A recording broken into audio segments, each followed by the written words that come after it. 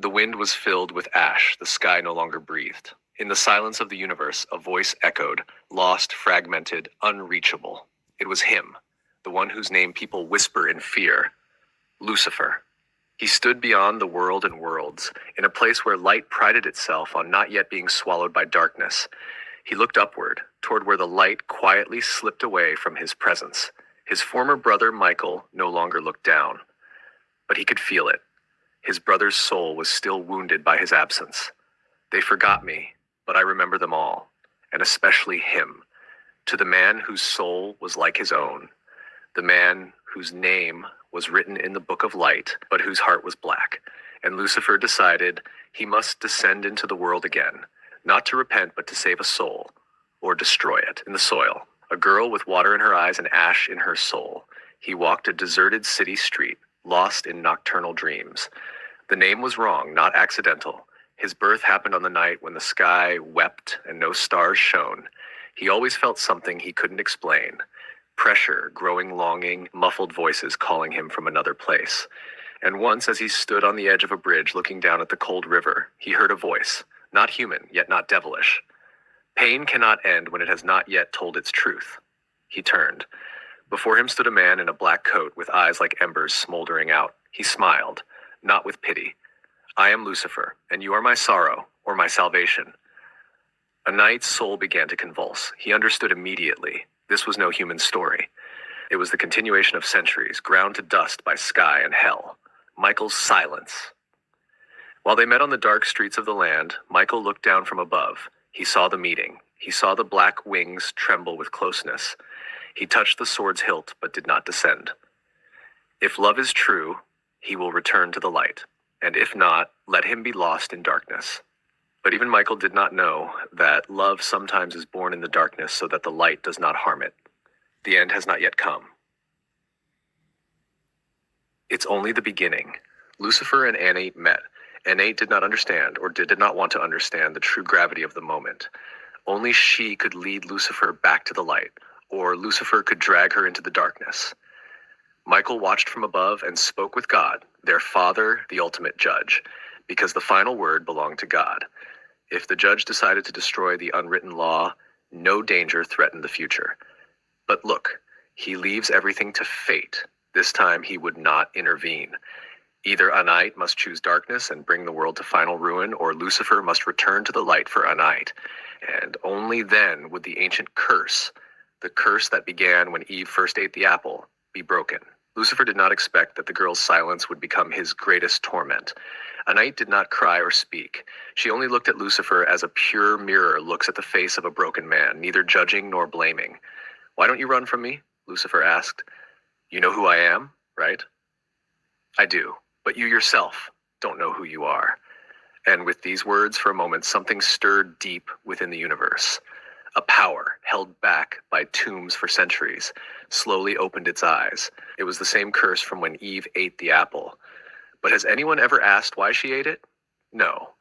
And now the answer to this unasked question was hidden in Anite's blood. Michael saw their bond strengthening. He rose upward to the silent throne of light. Father, if you remain silent, then let fate speak. But if the irreversible happens, you will not save the world. God was silent. But this silence was no accident.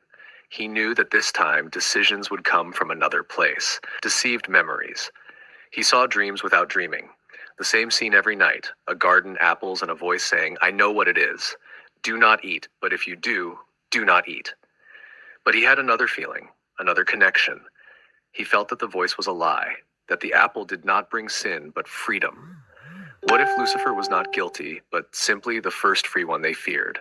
He woke and looked at her, sitting beside him. Lucifer, what if you are the apple I must approach, take a bite of, and change the world?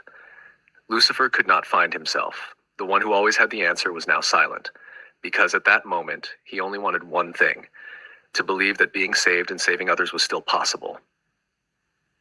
Darkness called. But darkness did not forgive. The gates of hell flickered with gray fire. Demons noticed the change. They felt hesitation growing in Lucifer. Anate was dangerous, and the order was given. A demon older than the Ancient One, with black eyes and a broken sword, was sent to find him. A night had to die before Lucifer was fully broken, or she must become the new Eve and save them both with one apple. This is not the end yet. But the light flickers. Everyone knew who Anite was, everyone but Anite herself. She was Eve, the first woman in the world born from Adam's rib, the first woman who, by eating the apple, plunged the world into sin. The first woman loved by two men, one the Son of God, the other a mortal.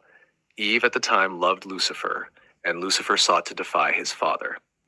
Now, back to our days, December 30th, 1540, City Pentagon, where everyone tried to kill Anate by any means because she was the salvation of both Lucifer and the world. Michael went to Father and said, "One of the greatest roles of the father of Lucifer is to try to kill Anate. If we do not intervene now, the world will be destroyed for good. The end of the world does not begin with a loud explosion, but with the tears of a girl." Anite stood between the cold walls of the Pentagon. Everything seemed foreign to her. Time, people, even her own body. Her eyes saw the glow others missed, the energy erupting from souls when they became evil or good. She did not understand herself, but the voice inside kept repeating, "You have no choice. You are the choice." And at that moment, the floor of the Pentagon began to tremble, not from an earthquake, but he had come, the one who once protected the light and now sought salvation in the darkness. Lucifer descended. He moved with ancient grandeur on the same keel with which he approached Adam before he was cast out. His face seemed painted with fire and longing.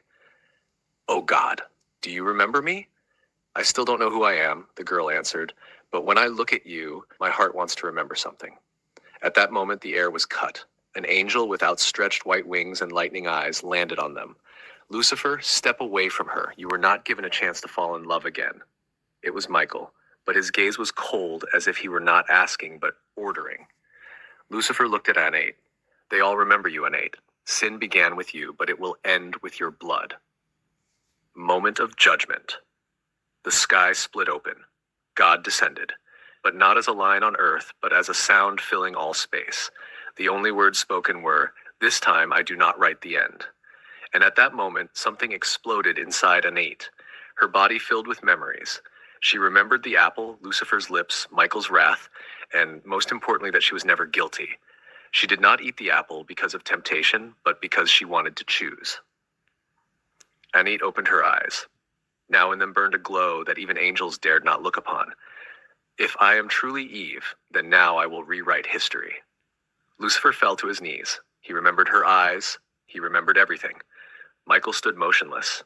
At some point he seemed to regret it, but it was too late, because inside Anate was born something that would bring either salvation or a new flood.